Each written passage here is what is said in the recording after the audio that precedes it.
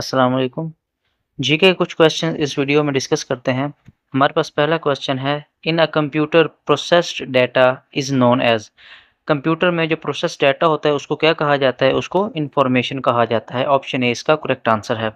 अगला है 1 gigabyte is equal to.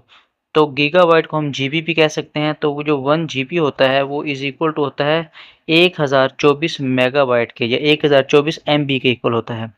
अगला क्वेश्चन है, ज़ाहिर दार बेग का किरदार किस अफसाने में मिलता है? तो ये ज़ाहिर दार बेग का किरदार है ये तौबतुन नसूह में मिलता है। तो ए ऑप्शन इसका करेक्ट आंसर है। अगला क्वेश्चन है, सिनोनिम ऑफ एक्ज्यूड। एक्ज्यूड का सिनोनिम क्या है? एक्ज्यूड का मतलब होता है ज़ाहिर होना। तो जो एक्ज्यूड है इसका सिनोनिम बनता है ऑप्शन ए ऊज, जो कि है हमारे पास, इसका मतलब भी ज़ाहिर होना ही होता है। अगला क्वेश्चन है, काबुल में क्या गधे नहीं होते? इस ज़रबुल मिसल से क्या मुराद है? तो ये जो ज़रबुल मिसल है इसका मतलब ये है कि बेवकूफ़ हर जगह मौजूद नहीं होते। ऑप्शन बी इसका करेक्ट आंसर है।